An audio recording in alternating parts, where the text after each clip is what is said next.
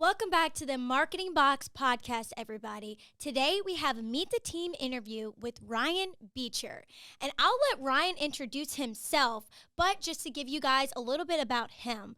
Ryan is technically new to our team, but he has been a part of our community for, 20 plus years. Yeah. He's been working with Mike and Sean. So, I'll let him talk to you guys. We have a lot of great topics to cover today, so please stay tuned for the whole interview. Yep. Ryan, I've been graduated from LSU in '96, so with a degree of graphic design. And after that, I did an internship with a video company that actually did graphics. And so I actually really didn't do graphic design. I went into 3D animation. So I saw I got inspired from Terminator 2. Okay. And I was like, oh, I want to do that. So my senior year in LSU, when you were looking for companies to do internships, I found one who did some, video graphics and did an internship with Bruce, stayed there for a whole year. And then I got offered a job there. And so I did animation for, about 8-10 years. And while you were at LSU, you were in the band, weren't you? I was in the band. He was in the Golden Band from Tigerland. And that's funny because I was on the cheer team just many years after he graduated. So that was some good times in the band. I enjoyed it, and that was fun.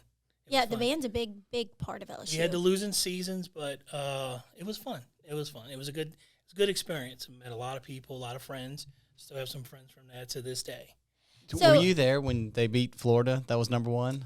Because I think that was because we were at LSU at the same time. Yeah, that was in '97. No, that was the year I got out.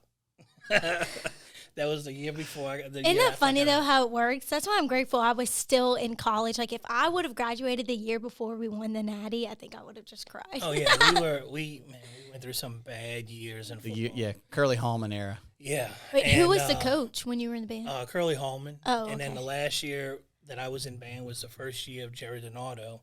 And we actually went to a bowl game, which, for us, it was like, oh, man, that was great. It was the Independence Bowl. So we ended up going and we beat Nick Saban in that year. At Michigan State, yeah. Yep, up in Shreveport. It was a good time. So, guys, if you don't know, and Mike calls Ryan a jack of all trades. Mm-hmm. So he has interests and he has experience in a lot of different fields. And I think starting with the band, like clearly you just have a knack for creativity, being able to see things in that way. Mm-hmm. To be honest, I'm creative slightly, but I have no musical talent, nothing like that. So let's talk about, has this always been designing music, stuff like that? Has that always been a big part of your life? Yeah, majority of it. In high school, it was band and I just, I played football, and I was like, well, that didn't make it. So I was like, well, let me join a band. So I had to teach myself how to play. I played clarinet, so I had to teach myself how to do that. Then I went to LSU, auditioned, got in the band. Yeah, the band's hard to get into. Mm-hmm. Auditions are no joke. Right. They just go and tap them, and they're like, you're cut. Yeah. So, originally I was going to school, and I wanted to be an architect.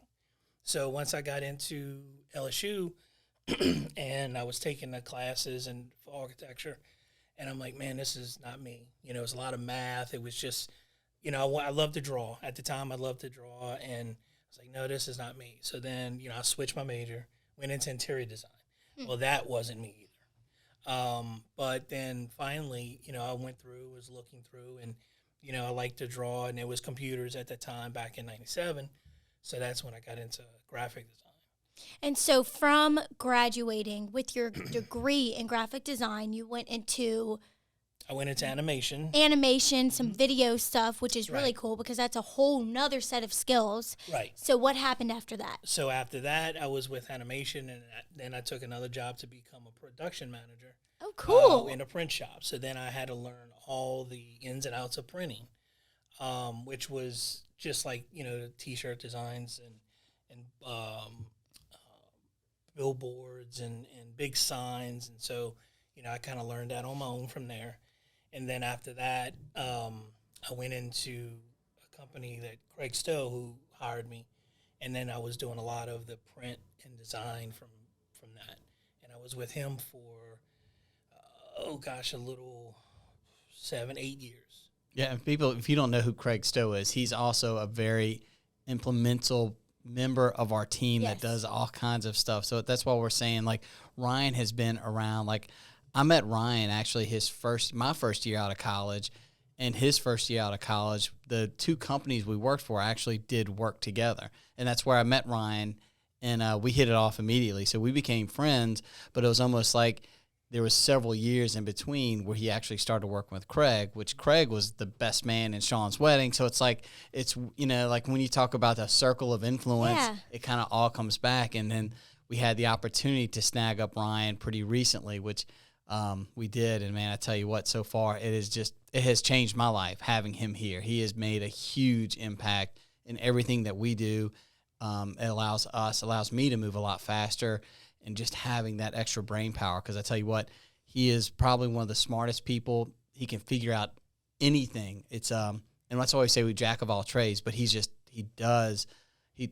work ethic is just unbelievable. So it's just I'm really glad to have you here. And then, like I said, when with graphic design, it was I was thrown into the fire. Every place I've been, I didn't have many jobs. I wasn't a job jumper. If I would get a job, I would stay there. One was 10 years, and the production manager thing was happened to be a year because that's when Hurricane Katrina hit. So that went through the spiral, and then after that was with Craig, and I stayed with him for 8 years. So everything was long, but most of what I've done through the years is 26 years. It's all been automotive advertising. So that's kind of where the niche was. In animation, we did a lot of TV graphics. We did, videos for automotive dealerships. Then we went with Craig, then it was into the printing side, which is the direct mail, and which was, the postcards. And, then I was designing all of that. But then, over the years with him, it kind of turned into going into the data, and understanding the data and how it works and how do you market, and everything that along the way was all self-taught. So I had to teach myself, so it's like, okay, you throw yourself into the fire, learn it, because that's really the only way how you're going to get it. And that's the only way you're going to get better. And you're going to make mistakes. And I've made many mistakes. And look, I've made mistakes that cost a lot of money. But you learn, you've overcome it, and then you move on, and you don't do it again. So it was just a learning experience for everything. So, majority of it's been in automotive, and then it got into the data.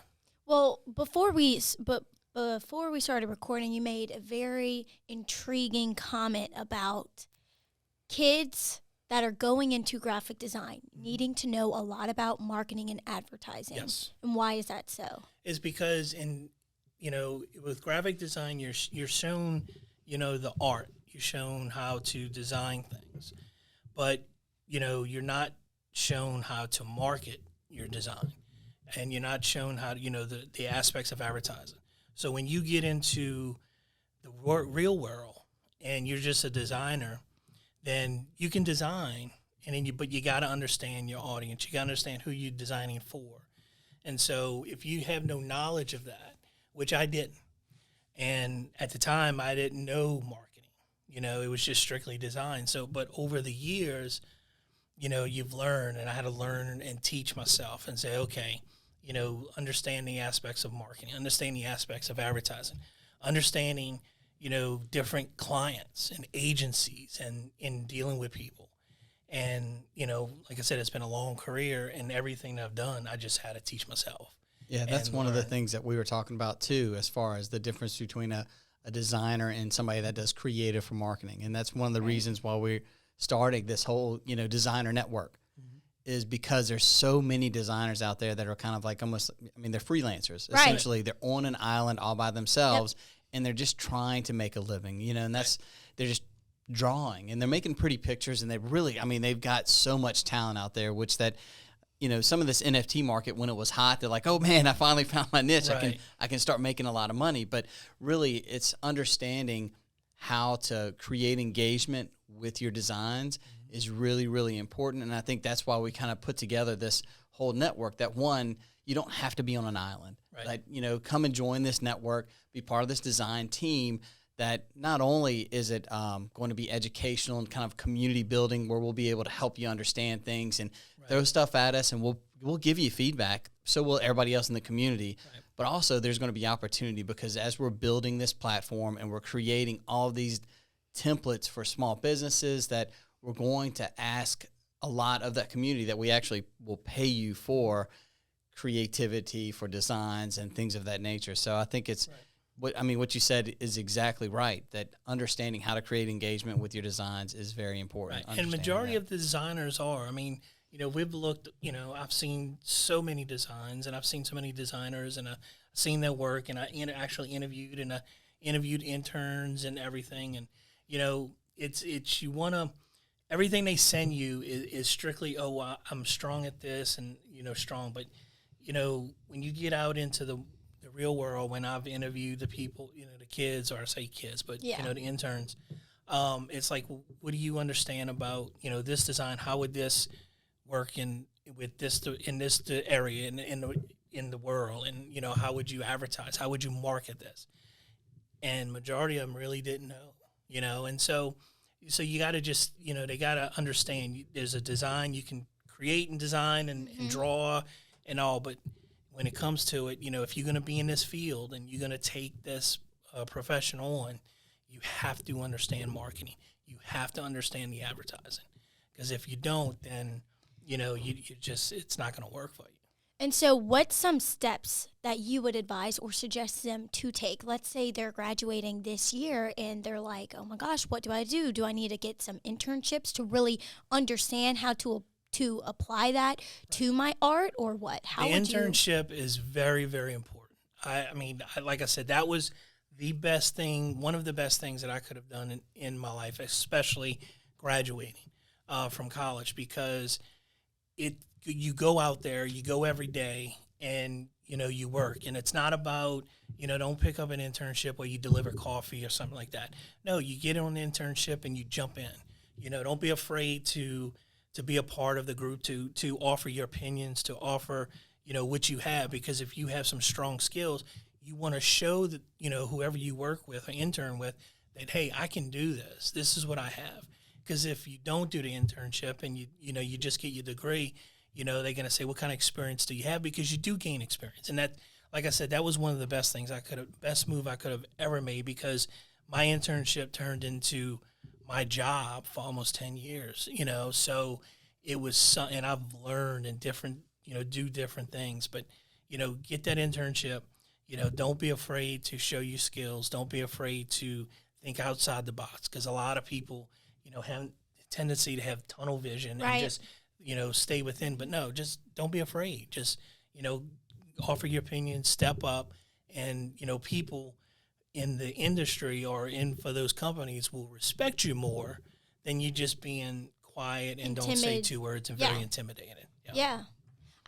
I wish, that's one of the things, because I just graduated this past May. I wish I would have done an internship. Just really wasn't feasible with my schedule with cheer and school. But I would highly recommend that to anyone, because from what I've seen, it really, and it might not be what you will get a job in after you graduate, but it's going to show you what you want, what you don't want, how to really act in the workplace. Exactly. I so wish I would have done one. And it teaches you just to be, on time. It teaches just to be, because you're in a working world, and these are the people that you're going to be working with, or types of people you'll be working with or for. So it kind of teaches you a lot. Instead of just, waking up and going to class and being late or whatever, it gives you some kind of structure and discipline. Yeah, I think also, too, like what you had said before, like if it's something that you think you want to do, the only way if it's something you really want to do is to jump in. Yeah. Right. And that's, it's a really good idea, because if you need to pivot, look, it's okay when you're young. Like you're talking about, like you're 20-something. Everybody thinks like by 21 or by 30 that they need to be settled and have their career and have their kids and all that kind of stuff. That's bullshit. I mean, honestly, it's complete bullshit, because if you think about how old you expect to live, there's no reason to get settled into something that's going to make you miserable. Right. Like, find your niche, be happy with what you're doing, and kind of keep moving. And if it's not exactly right, even if you spend a couple years in it, pivot and adjust and make yourself happy. Many people have gotten degrees and, they don't work for what they got a degree in. Yeah. It happens. But I know with graphic design, you have that talent. So anybody who goes into the school of design or with graphic design, you have that talent. So that is your talent. So it's up to you how far you want to take your talent, and how far you want to push yourself. And it's a learning curve throughout the way. I mean, it's not like you're going to get a degree and boom, you're going to be making $70,000, $80,000, $100,000. And it don't work that way. You have to start at the bottom and work your way up. And the only way you work your way up is to show people who you are, what you're about, and what you can do. And, that's how you're going to make it. So, Ryan, how have you managed to compile such a wide skill set? Like, how do you time manage that? How do you brush up on new skills and still keep, like, personal hobbies outside of work? Well, it's a challenge. You got to find the time on your own to learn the skill, to learn things. And in my case, like I said, it's a jack of all trades, Every place I've been, I was thrown into the fire. So it's like, okay, I got to learn it. The recent thing for me, because I'm not young, but for me, the last few years is the social media advertising, right? Facebook, Instagram. Well, there wasn't any classes on that for me. That wouldn't even exist. I mean, the internet just came out. I'm probably showing my age, but the internet just came out at that time. There was no Facebook. Facebook came out in 07, 08. So now it's all advertising. So, I didn't really have anybody to, okay, look, this is how you do it. I had to learn on my own. So I had at times and I'd go to work and in my off times, then I'd have to read about it. I'd call Mike sometimes, man, look, this happened to me. How did you overcome this? Did you experience this? He's like, yeah. So we would talk and so he would help me out. I'm like, okay, let me try this. It was a trial and error. Yeah, both ways. Ryan helped me out a lot. Because I've done a bunch of stuff that he didn't know. And I'm like, well, this is what I came across. So everything throughout my professional career is, man, I had to teach myself because just thrown to the fire, because that's the way the business worked. And so if I didn't do that, then, it wouldn't have happened. It would have just been failure after failure after failure. And I didn't want to do that, because I wanted to keep going and be as best as I can be. And so, you just manage your time. I mean, you got a lot off time in the evenings, you read. I'm not a reader, but I just like to, if there's something I look, YouTube is great, because it's like, okay, how do you do this? And let me follow that. And so that's just one way how you can teach yourself, but you have to teach yourself. And so what's some of the things you do for fun? I hear you're like a pro bowler. He's a badass bowler. No pro. I wouldn't just say pro bowler. No. I've bowled my whole life. It's something I love to do. That's what I do on my off time. We do a lot of tournaments with a big group of friends. It's, you meet. It's a big social network, a big group. And, I've met over my time many friends and that are true to me, and dear to me. And, we all get together, and it's just a fun thing. People I used to play darts, so it's more like pool and darts and bowling. Bowling's just one of my passions. I mean, I wouldn't call myself a pro, but it's just something I enjoy to do and I love to do. Yeah. That's awesome. How many perfect games have you had? I got 8 right now, yeah. So hopefully I get more. You want how many perfect games I have? How many you got? 0. I knew it was going to be 0. I wish you were with us when we took that trip to New Orleans and we went bowling. No, I was. I started off great. I had a hot streak, and then I lost twice. Yeah, I think we played, 3 games? I don't know. It was terrible. That was E-Raj and Sid's first time bowling, and they still beat me. Oh, man. No, it's fun. It's a fun thing to do. I mean, that's kind of what I do, and I do it with my fiance, and so we do things together. I love to play golf, and I play with her too as well. She loves to play golf, so it's a good thing. I've actually never been golfing. Yeah, I need to go. I know Mike wants to go, so y'all need to go. It's frustrating, both sports, but So as far as so you know how to do graphic design for many different fields, automotive. You do it for our clients, but you also know how to edit video footage. And Ryan's even helped me out a little bit since he's started here. And obviously, the like we use Adobe. Things change, different technologies change, new things come out. You have to learn new ways, the more efficient ways to do this. Yep. Aside from graphic designing, video, you also know how to do the data stuff. The data system, yep. I know how to work with data, and that is another, both video and the data is another self-taught deal.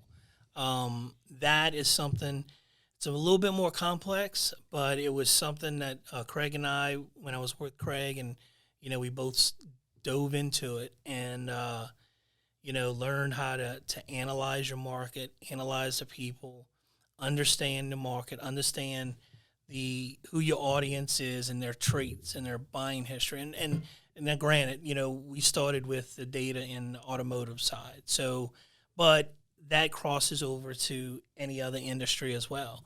So, but you understand how the people react and what their history is and their buying history and their traits and so forth. And then once you analyze and model that and work with the numbers, then we can cross, and I'll go, for example, we take like a dealership's database, right? So a dealership, some people love this one dealership and they come for years and they only bought from that dealership. So in their database, there's tons of people who come and go. So once you take that data and you analyze and then you understand, okay, look, this is kind of the norm here. This is what the dealership's selling. This is what the dealership, what comes in, what's the top, the hottest model, that's a trade-in model, right? So then we just we analyze, we study, and we work on the data, and then we cross that with what we call conquest buyers, so people who've never bought in the industry in that store. Okay. So we take that same criteria, match it to them, find those buyers, get them into the dealership, and you can do that for the same thing for other industries. As long as you know who your audience is and you understand who your audience is, then you can actually cross that with future buyers who've never bought. Interesting. And so it's a lot of studying. It's a lot of the famous word in data is algorithms. Yep. It's a lot of that. And it's crunching and working with all of that. Ryan, you seem like the type of guy that always has things that you're working on for the near future. Let's talk about what made you want to take the plunge and come work here with us. What does the next few years for Ryan look like? Well, the take the plunge to come work here is more, it was friends and it's got a good family vibe. I was with Sean and Mike a few years ago when I first, came back here. And it just got the feeling of a good place to work. It was just that, everybody helps everybody. And one thing about me is, I've always, the last couple of years, it was always solo. But you always need that team to help and work with you.